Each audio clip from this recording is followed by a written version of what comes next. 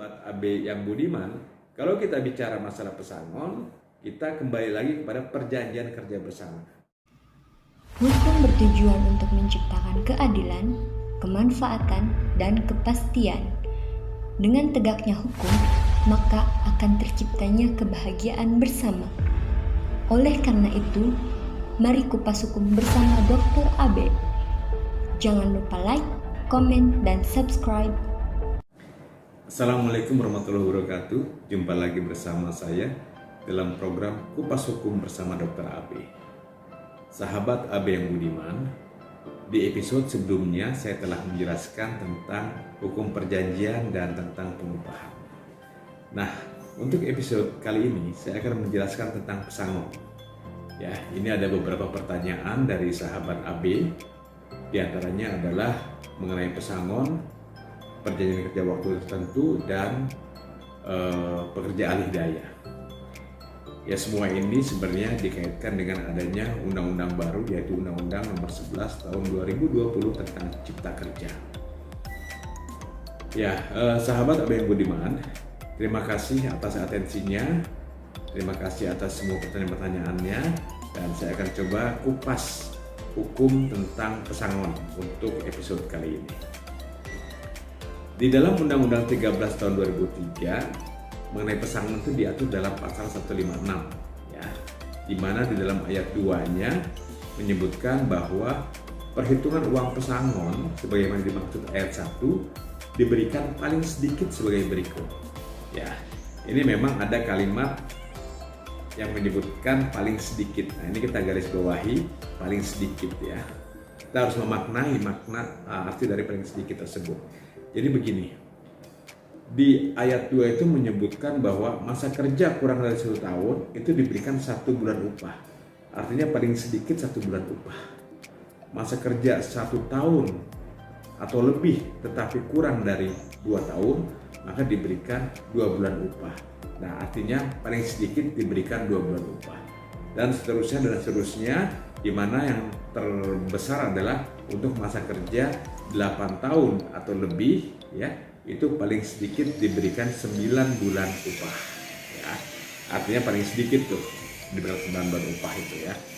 Nah, kemudian selain itu juga diberikan juga uang penghargaan masa kerja, dan ada lagi yang namanya uang penggantian hak.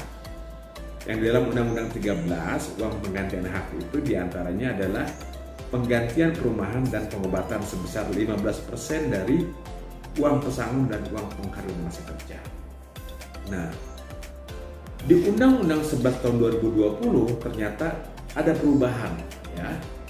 Di Undang-Undang 11 tahun 2020 tentang Cipta Kerja, khususnya ketenagakerjaan, pasal 156-nya itu ada perubahan. Perubahannya antara lain adalah di ayat 2-nya menyebutkan bahwa upah yang diberikan adalah sebagai berikut, ya. Pesangon yang diberikan adalah sebagai berikut. Jadi pesangon yang diberikan adalah sebagai berikut. Jadi besaran pesangonnya itu tidak ada lagi kalimat paling sedikit di Undang-Undang 11 tahun 2020. Tapi langsung ditetapkan pesangon yang diberikan sebagai berikut. Nah, kalimat inilah yang akhirnya menjadi multitafsir, dan pastinya ini juga menjadi kerisauan bagi sahabat AB yang budiman. Kenapa demikian? Karena bisa aja dengan multitafsir ini pesangon yang diberikan itu bisa lebih rendah, mungkin juga bisa lebih tinggi. Beda dengan Undang-Undang 13. Kalau Undang-Undang 13 kan ada kalimat paling sedikit sebagai berikut, sehingga tidak boleh lebih rendah dari kalimat paling sedikit itu. Lebih tinggi boleh. Tapi di Undang-Undang 11 tahun 2020, kalimat paling sedikitnya sudah tidak ada. Nah, hanya diberikan sebagai berikut. Sehingga kemungkinan besar bisa ditafsirkan pemberian pesangonnya lebih rendah dari itu, atau bisa juga lebih tinggi dari itu. Dan yang kedua, masalah penggantian hak. Di dalam Undang-Undang 13 tahun 2003, ya, dalam Undang-Undang 13 tahun 2003 ketenagakerjaan, bahwa penggantian hak itu ada yang namanya penggantian perumahan dan pengobatan sebesar 15% dari uang pesangon dan uang penghargaan masa kerja. Tapi di Undang-Undang 11 tahun 2020 Cipta Kerja ternyata penggantian hak 15% tersebut itu ditiadakan. Artinya penggantian hak tentang penggantian perumahan dan penggantian pengobatan sebesar 15% itu sudah tidak ada lagi. Nah, itu yang terjadi di Undang-Undang 11 tahun 2020. Nah, pertanyaan yang disampaikan oleh sahabat AB yang budiman adalah mana yang digunakan dalam pemberian pesangon? Undang-Undang 13 tahun 2003 atau Undang-Undang 11 tahun 2020 atau berdasarkan perjanjian kerja bersama. Nah, perlu kita jelasin di sini bahwa dengan telah diundangkannya Undang-Undang 11 tahun 2020, maka pasal-pasal yang ada di Undang-Undang 13 yang telah diganti oleh Undang-Undang 11 tahun 2020 tersebut maka sudah tidak bisa digunakan lagi. Jadi menggunakan Undang-Undang 11 tahun 2020 lah ya. Karena itu sudah diundangkan sejak bulan November 2020, maka berlakulah undang-undang itu. Sehingga undang-undang atau pasal-pasal yang ada di Undang-Undang 13 yang sudah dirubah oleh Undang-Undang 11 tahun 2020 maka sudah tidak digunakan lagi.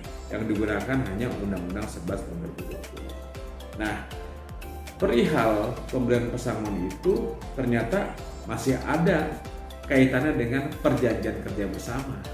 Jadi jangan dilupakan perjanjian kerja bersama tersebut, ya.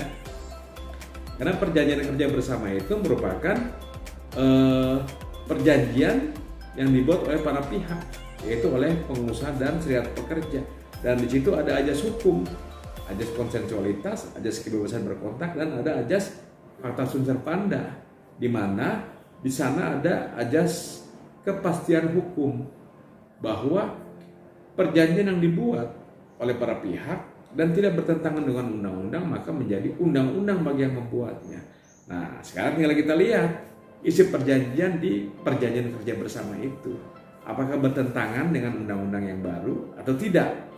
Jadi gini, sepanjang isi perjanjian PKB ya, perjanjian kerja bersama ya, khususnya mengenai pesangon, tidak menyebutkan kalimat pesangon diberikan berdasarkan Undang-Undang 13 atau berdasarkan peraturan perundang-undangan yang berlaku, ya, sepanjang itu tidak disebutkan, maka bisa menggunakan apa yang disebutkan dalam PKB. Tapi kalau di PKB-nya berbunyi bahwa pesangon diberikan berdasarkan undang-undang yang berlaku atau pesangon diberikan berdasarkan Undang-Undang 13 tahun 2003, maka jelas dua kalimat tersebut otomatis dirubah sehingga menggunakan Undang-Undang nomor 11 tahun 2020. Ya. Jadi kalau dalam PKB-nya berbunyi seperti itu, maka pada akhirnya adalah Undang-Undang 11 tahun 2020 lah yang berlaku. Ya. Tetapi kalau diatur lain, misalnya begini, dalam PKB menyebutkan bahwa pesangon yang diberikan adalah sebesar, nah menyebutkan langsung besarannya. Besarannya itu tidak mengacu kepada undang-undang yang berlaku atau besarannya tidak mengacu kepada Undang-Undang 13 tahun 2003, maka besaran itulah yang digunakan. Maka PKB itulah yang berlaku. Sepanjang isinya tidak lebih rendah daripada Undang-Undang 11 tahun 2020 ya. Sepanjang tidak bertentangan dengan Undang-Undang nomor 11 tahun 2020. Gitu. Ya. Jadi sahabat AB yang budiman, kalau kita bicara masalah pesangon, kita kembali lagi kepada perjanjian kerja bersama. Tidak kita hanya mengacu kepada Undang-Undang 13 tahun 2003 atau mengacu kepada Undang-Undang 11 tahun 2020, tapi juga kita harus mengacu kepada isi perjanjian kerja bersama.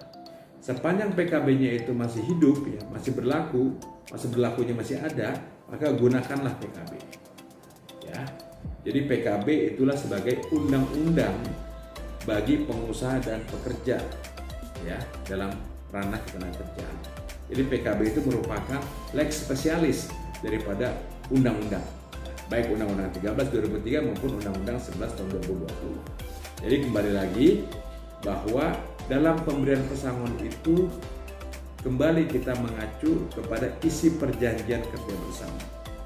Kalau dalam isi perjanjian kerja bersama berbunyi bahwa pesangon itu diberikan berdasarkan Undang-Undang 13 tahun 2003, maka otomatis akan menggunakan Undang-Undang Nomor 11 Tahun 2020 karena undang-undang tersebut sudah ada perubahan atau sudah diganti dengan Undang-Undang 11 Tahun 2020. Atau juga begini, kalau di dalam PKB berbunyi bahwa pesangon diberikan berdasarkan peraturan perundang-undangan yang berlaku, maka jelas akan menggunakan Undang-Undang Nomor 11 Tahun 2020 ya.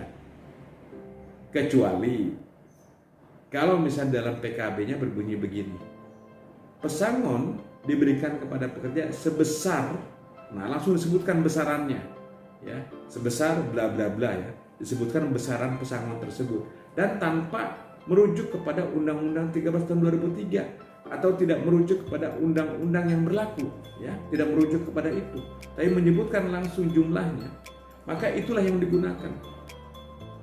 Maka isi PKB itu yang digunakan sepanjang jumlahnya tidak lebih rendah daripada undang-undang yang berlaku. Nah, kira-kira itu sahabat AB yang budiman, artinya tidak perlu cemas dalam menyikapi tentang pesangon sepanjang PKB-nya masih berlaku. Tapi kalau PKB-nya sudah tidak berlaku lagi, maka ya tidak ada pilihan, undang-undang lah yang dipergunakan, yaitu undang-undang yang berlaku saat ini. Nah, demikianlah sahabat AB yang budiman untuk episode kali ini tentang pesangon. Semoga bisa dimengerti dan bisa dipahami, dan semoga bermanfaat bagi kita semua. Jumpa lagi sahabat AB yang budiman pada episode berikutnya, yang pastinya kita akan selalu kupas hukum bersama Dr. AB. Terima kasih. Assalamualaikum warahmatullahi wabarakatuh.